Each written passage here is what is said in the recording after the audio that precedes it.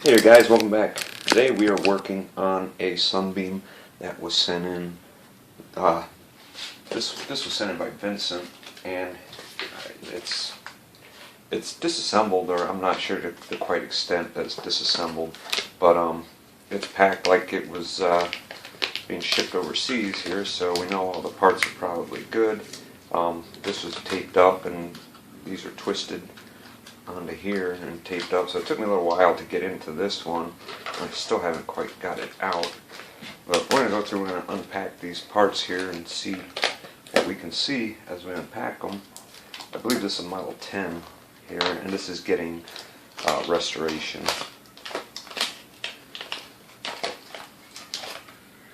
And I'm going to try and show as much detail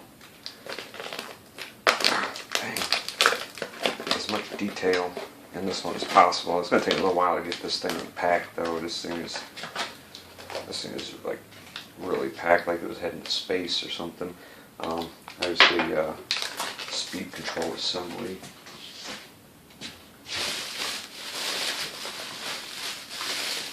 Alright, here's the motor housing.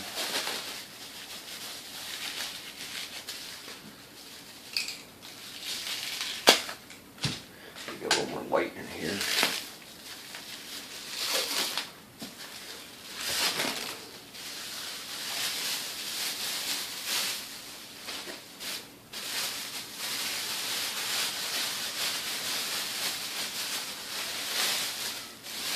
Alright, here we got the motor housing. There's a service label on there, which I'm not going to be able to save. That was, from a while ago. This thing was serviced somewhere. I can't even make out where.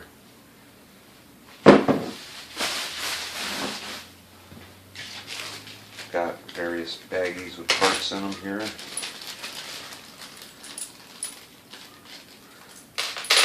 Screws and whatnot in here. And we'll just try to put all the small parts into a pile. There's another baggie.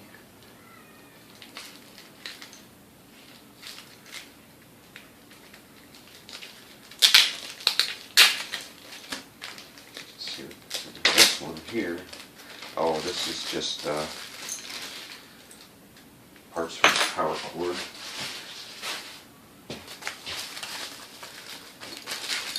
More baggies.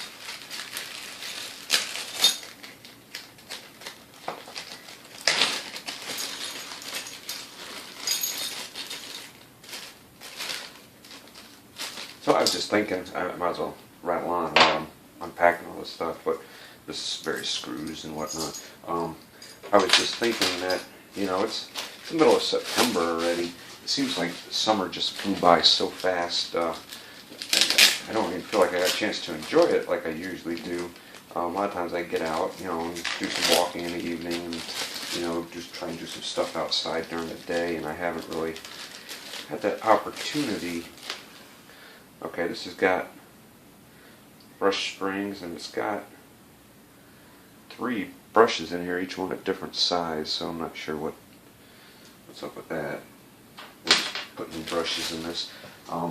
But yeah, it's the middle of September already. It's almost October. I know we had a decent weekend, but they're calling for cooler temperatures coming in this week, so I think it's going to start feeling more like fall.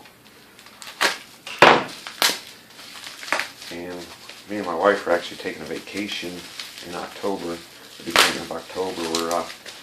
We've been married for 14 years, and we've never really had a vacation. We've gone places on weekends, but due to our work schedules and everything, it was always, hurry up and get back in time to get back to work.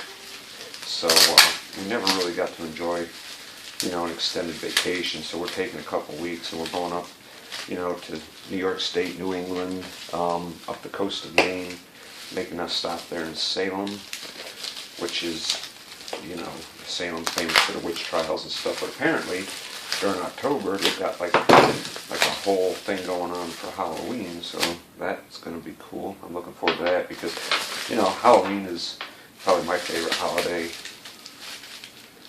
and October is probably my favorite month, despite the fact that it's getting cooler. I love warm weather, but I do like, the month of October, so So that's going to be interesting. We're going to get to check out some fresh seafood because living here in Michigan, you know, there's no such thing as fresh seafood. Parts are pretty clean, but man, they're like really taped in here. So yeah, we're going to look forward to checking out some fresh lobster and fresh seafood. That's going to be really nice. Of course, the scenery too, because it's going to be a perfect time of year to be checking out the foliage and stuff in the mountains. And unfortunately, that's the time that everybody's going to be heading there for that too. But I think we're still going to enjoy ourselves.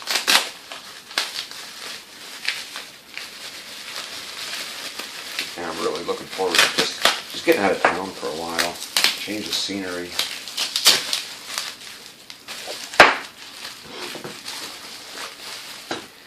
Man, I'm surprised how much tape is on these. I just having a heck of a time getting into this stuff. Alright. Now we're getting to unpack one piece at a time. I don't know what kind of shipping conditions were expected for this thing, but I must have been expecting something pretty severe.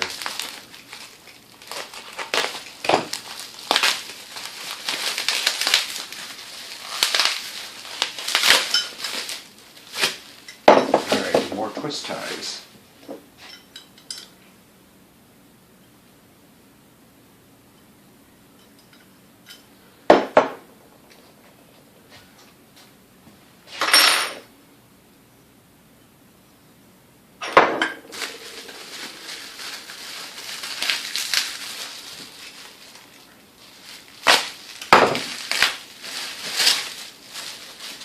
There's our handle.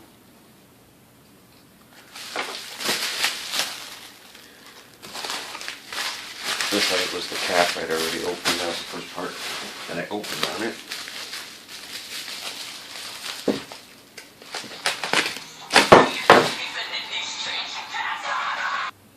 Alright, sorry about that. Got a phone call there. These dang telemarketers with your vehicle's extended warranty are really driving me insane. And the funny thing is, you know, I try to, you know, go ahead and answer so I can get to a person, but, you know, they got the option to either not answer it, and, you know, basically they're saying that, you know, they won't call you no more, but yet they always do. Or you can speak to a representative about it, and every time I go to do that option, they hang up immediately, so that's irritating too, because I like to, what I do a lot of times with telemarketers is I'll just throw a YouTube video on where somebody's talking, and I'll just put it on speakerphone and set it next to the computer, and just waste their time while they try and figure out what's going on and what's being said. Alright, we're almost unpacked. We got 3 turntables here that they wanted done as well.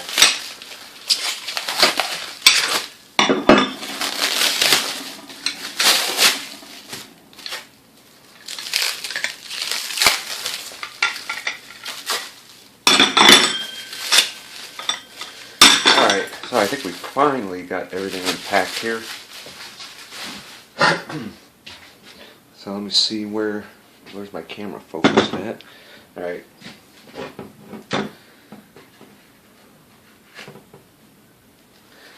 Alright. So let me try and just start taking some parts out of here. Screwdriver.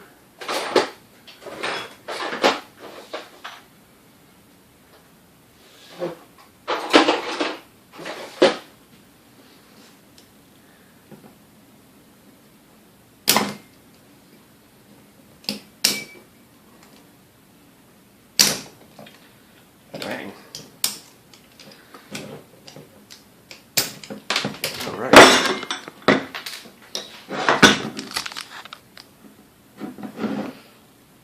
Alright, got that spring out.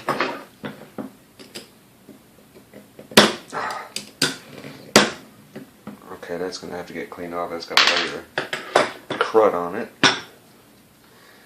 Let's see what's going on under here with our connection.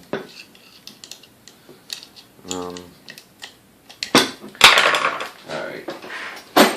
I'm going to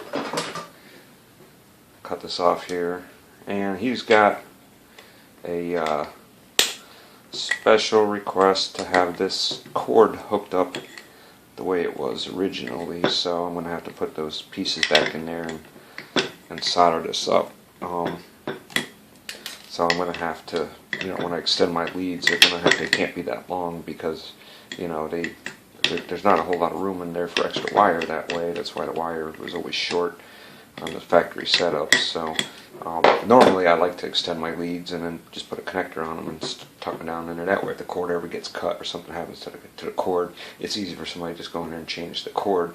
When you got short leads like this tucked into that thing, it's harder to, I mean, it's not impossible, but it's harder to get in there and change the cord. But that's the request I got for it, so that's what we're going to do. Because, we do whatever the owner wants here. You can see that thing is pretty soggy with oil. Pitch that. And I did not get a request to keep that RF filter in there, so which is good because I don't like keeping those in there anyways. I pull those out for a reason, and the reason is those things can eventually short out to the housing, and then you can get like a shock when you go ahead and touch the housing. So just eliminate those completely to eliminate the risk of shock, especially when they get all soggy with oil. I mean, it's not one of those shocks that'll knock you flat on your butt, but you'll definitely feel it though. Alright. I see we've got these wires just tucked in here. Their armature out. Armature's got just a slight amount of wear to it right there. Okay, the leads are already off the brush holders. So this is another thing that I gotta do. I gotta get the fuel coil out of here, and you want to make sure that I didn't speed up the video or skip this part here. So I want to make sure that I show how I get this fuel coil out of here.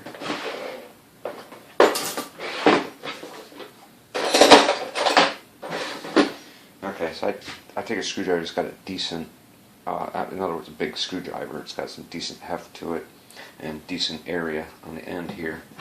And if you go down in here, you can feel the edge of your coil, the wire that's wrapped around the metal plates. And then if you go to the inside of it, you can feel the ledge on that metal plate there. Same on this side. So you want to make sure that you're on the edge of that metal plate. And then just make sure you go back and forth, drive it out square, as square as you can. Sometimes they pop right out, sometimes they're stuck in there really good. But the camera may jump a bit, but try and bear with me on this.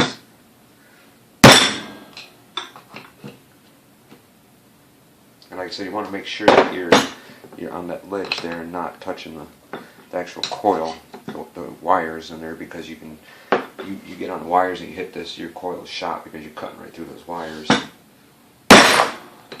And the other thing about this mixer, being that it came in pieces, is I don't know if there were any issues with it. I don't know, if it ran or how well it ran or didn't run before. I know nothing about it, so we're just assuming that this thing works and that when we get it put back together after powder coat and everything, that it's going to work. I noticed that that I don't have a base with this either, so the base wasn't shipped with it. So when we put it back together and run it, I'm going to just throw it on a temporary base.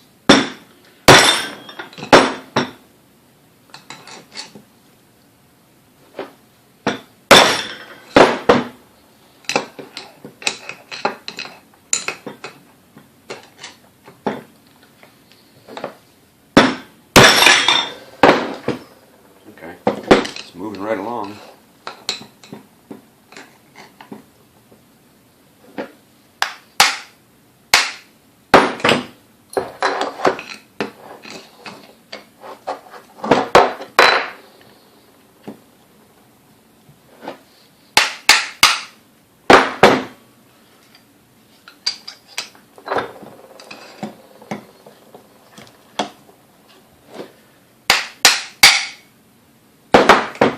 as you see, it's just about out.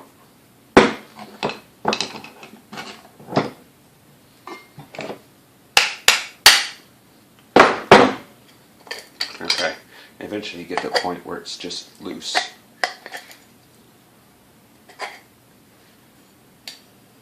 See, there we're getting hung up on our wires here. There we go. There, now we've got it out. As you can see, coil's intact, wiring's intact.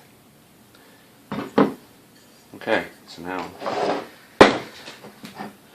we can take out our set screws that hold the brush holders in, and hopefully these brush holders will pop right out. Sometimes they're really, really tight, and if that's the case, then I could throw this in the oven for a bit, and just to heat it up enough to expand the metal, and then these will usually pop right out of there.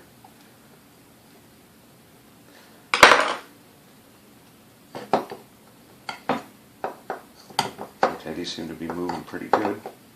There we go.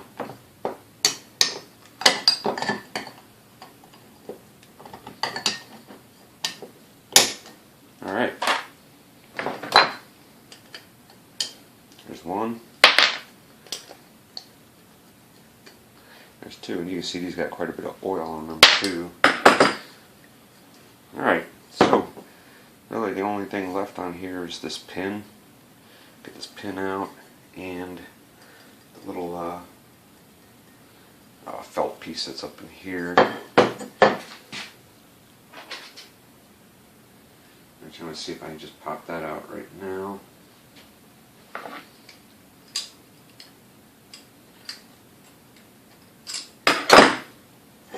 Just using a thin wire.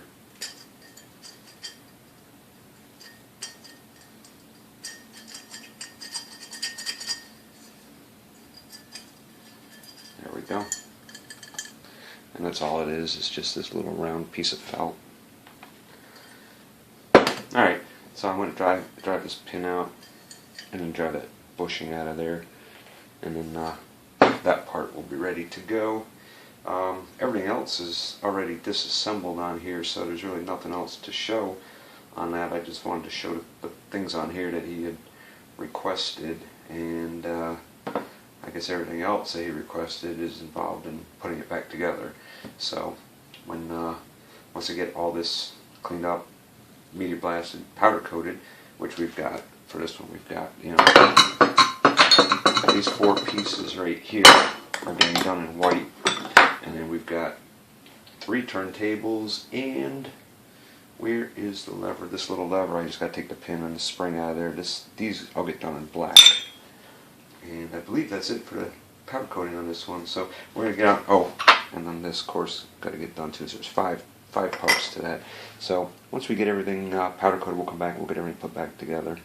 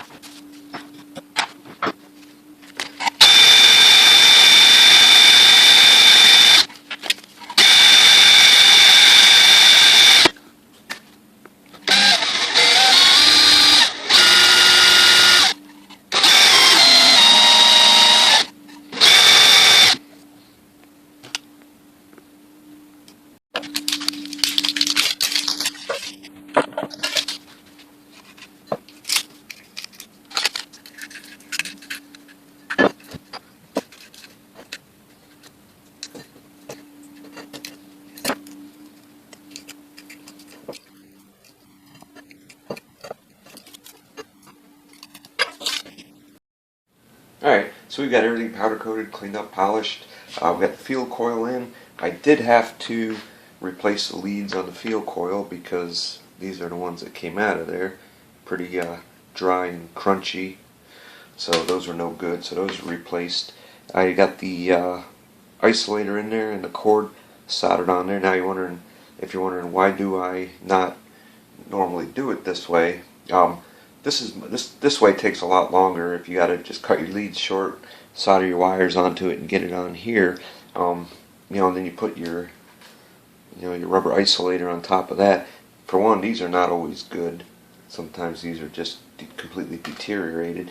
And the other reason I normally don't do it is because it's a lot quicker to just crimp connectors onto it and then leave some length on there. So if anything ever happens to the cord, the cord gets crushed or cut or whatever, it's easy for anybody to just open it up. You have plenty of length, you can just cut your connectors off and crimp new connectors on to a new cord on there. But on this one right here, though, I do have notes specifically to do it this way. It says when the cord comes, strip the ends to reflect Sunbeam's way of doing this. So to solder the ends to the motor wires, no wire caps or crimps. So we've got it soldered on there, and we'll put our little doohickey in here, our little rubber isolator.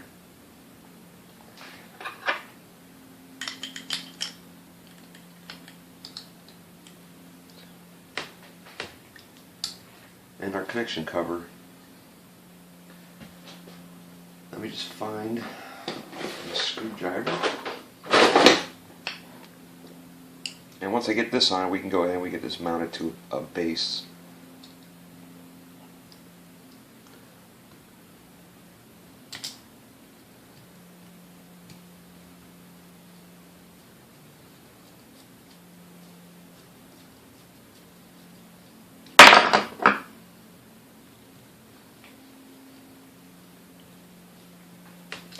Alright, so let me grab a old base here. And I'll get this mounted right up to it.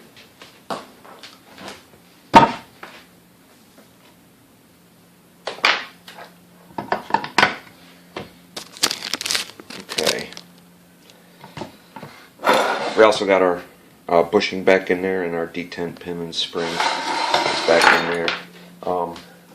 Also, these seem really loose on the end of these wires. I mean, they were still crimped on there, but there was quite a bit of movement. So I went through and I just added a bead of solder and soldered the wire to the thing. Even though it's still crimped on there, I also added solder to it to strengthen that up a little bit there.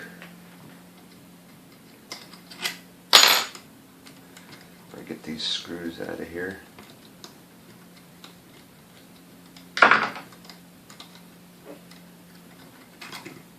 There we go. Alright, so now we're going to go get our armature, which you can see has been turned down and polished, back in here.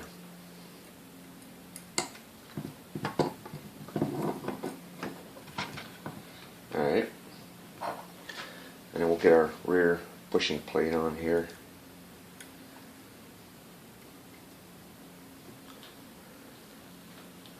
We'll make sure that's oiled up pretty good.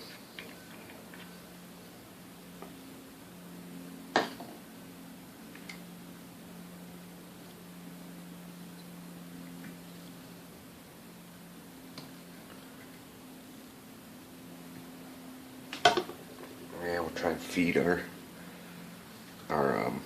little rubber protector that's on these wires back through here.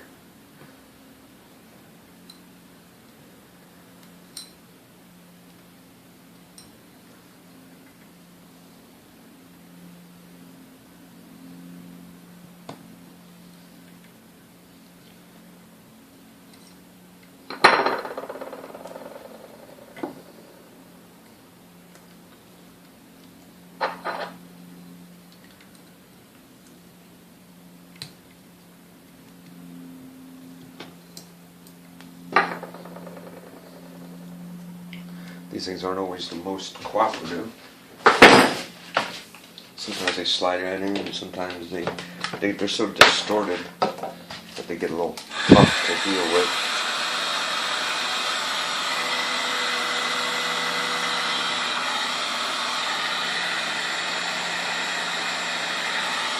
So if we can shrink it down a little bit here.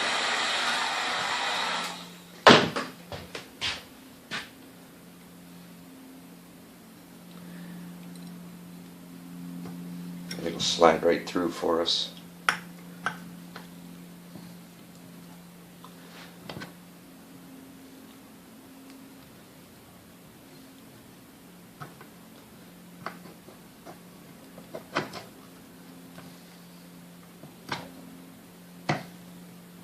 There we go. Alright, we're going to get the screws in here to hold this on.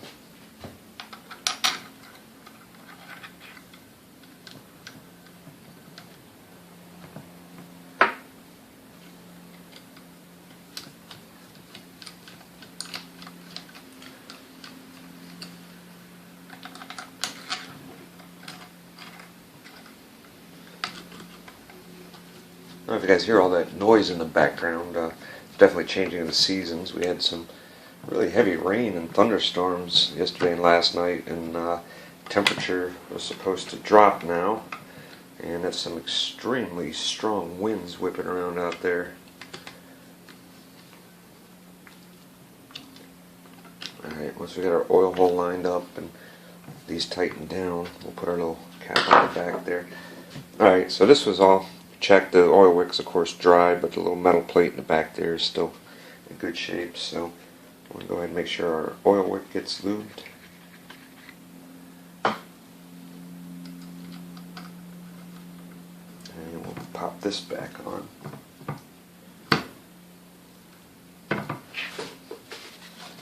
Clean up excess oil.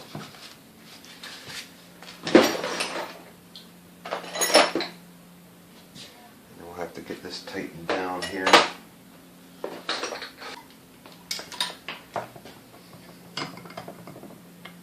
There we go, get that tightened down.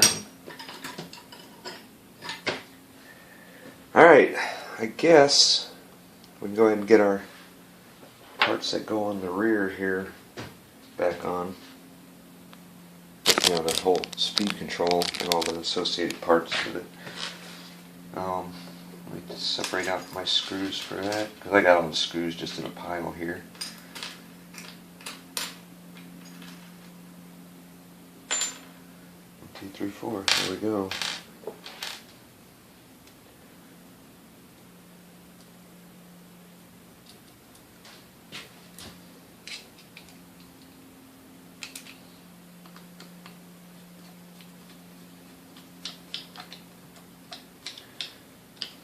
I'm just going to lightly snug these up for now until I get them all in.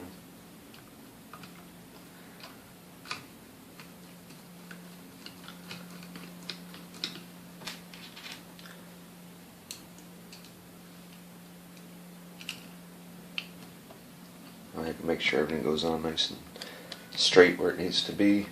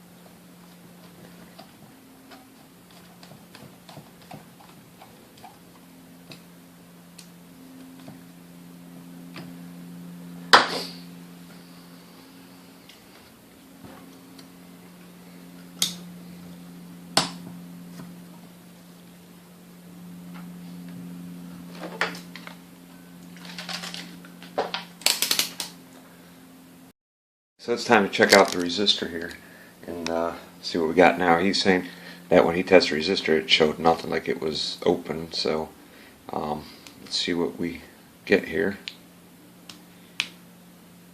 And I do have a clean spot on here for contact. You see there's nothing, but this is a 180 ohm, or supposed to be 180 ohm resistor. So you know, you can set it on if you're, I don't know how your meters are and stuff, but if you guys have a meter, you know, you want a range that's going to read at least like I've got this on 200 right now, so this will only read up to 200 ohms. If this thing's out of range and above that, which a lot of them are, then I just switch mine up to the 2K range, and it's going to show as a decimal on here, but if it's over 200 ohms I'll be able to see and actually get a reading for it. Like right there, this is 248 ohms, so it's at a range of my 200, so it doesn't show any reading. But when I go to 2K, it'll show me, it'll show in decimals, but then if I just take the decimal point out of it, it'll show me how many ohms it is. And this one right here definitely needs to be rebuilt, so I'm going to get that rebuilt and then we'll come back and put that in. Okay, so we just got done rebuilding the resistor on here. Let me get this out of glare, and got this set on 200 ohms. So we'll go ahead and we'll check it.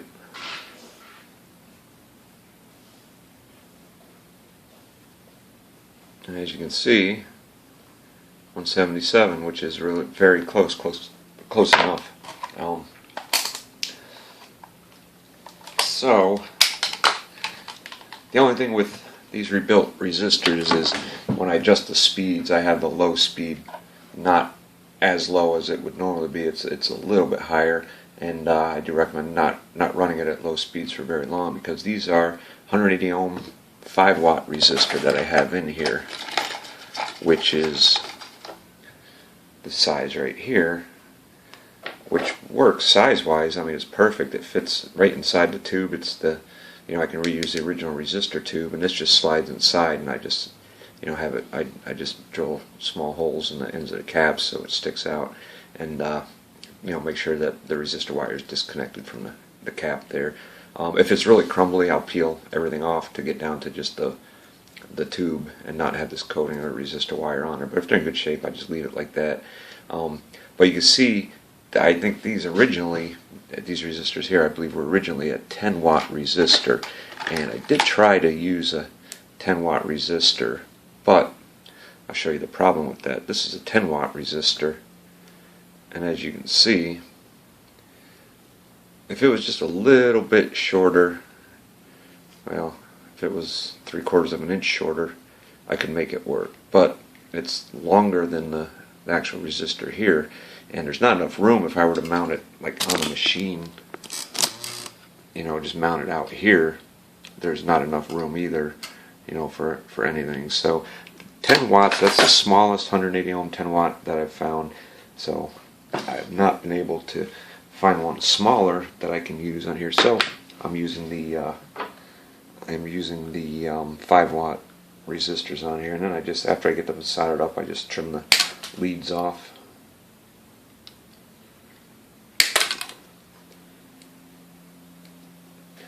And if they're, you know, if they're not nice on the end, I can just take a file and file it.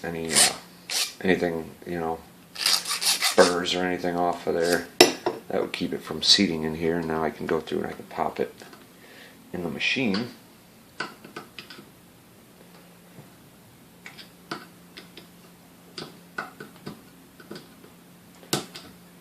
And the problem with these, if you get these now, like when I first turn this on, you know, I'm going to have to let it run it low for a little bit to get good and hot, because I've been touching it. I've got oils from my skin on here, and that'll smoke off. But the solder that I use on here is a high silver bearing solder, so it's a higher temperature solder, and if this thing is running too low and this gets too hot, it'll actually melt the solder right off of there. So I got to be very careful about that as well.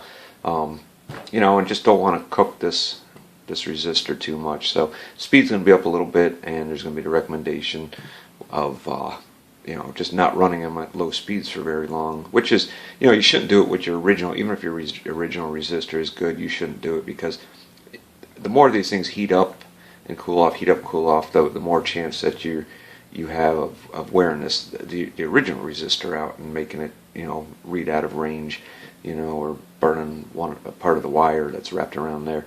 So it's you know, it's the thing with older machines. I mean, you gotta be aware of stuff like that, and just, I mean, even Sunbeam recommended not running them at your lower speeds for very long. So just something to keep in mind on your old Mixmasters. Don't run them at low speeds for very long, and yeah, then everything should be okay. So I've got that all wrapped up now. For now, I got to put a little pin in there for the speed, and then we'll put the cap on and a little heat shield. But I'm going to go through. I'm going to get the gearbox done in the front here as soon as I clean off some of this dirt that's on there.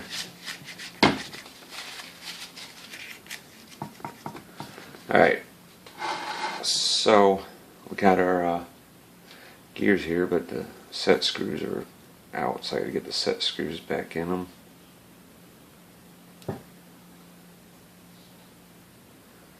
Alright, and to clock these, we'll just make sure that when these sit in there, our set screws are pointed straight at us, you know, directly in line between these two lubrication holes there, and that will clock it, you know, the right direction, so that when you put your beaters in, they'll be timed perfectly. Alright, so now I've got all my parts set in here, and I gotta find this other set screw among these screws. Oh, another thing we want to put in is this little felt wick that we took out of here. And to seat that, I'll just take the shaft and ploop, there we go. Now it's seated all the way up at the top there. Oh, what was I doing? Looking for a set screw. Yeah, here it is.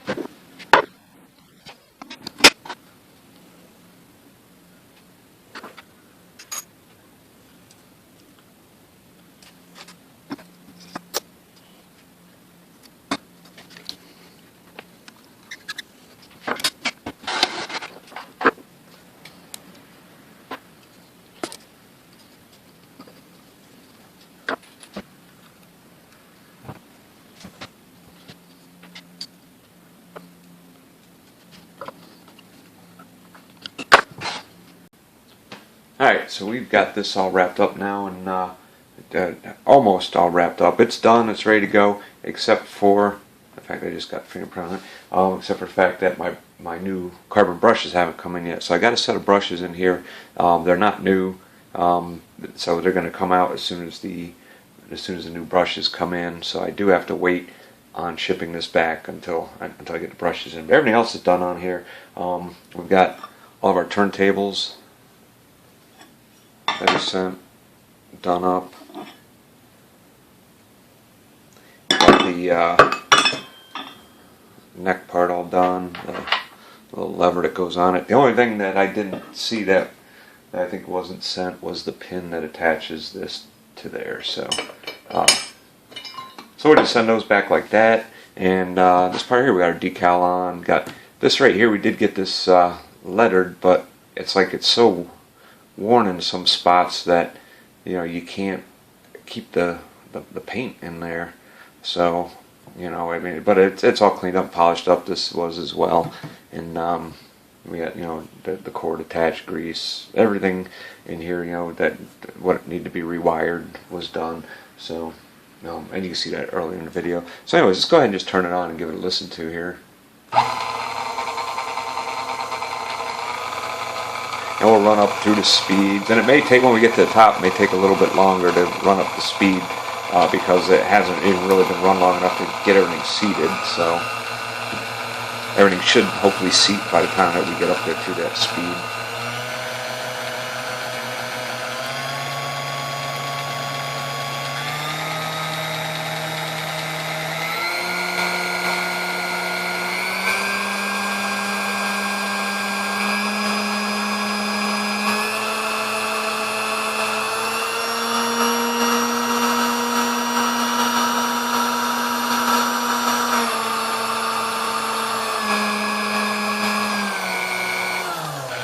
So as you hear, we got a decent range of speed on there. It sounds nice and smooth going up through all the speed. So yeah, this one runs good, ready to go, except for the brushes. As soon as the brushes come in, we'll get it packed up and sent on back there to Vincent. And if you guys have any questions or comments, leave them down below. I'll get to those as soon as I can. And as always, thanks for watching, and we will see you on the next one.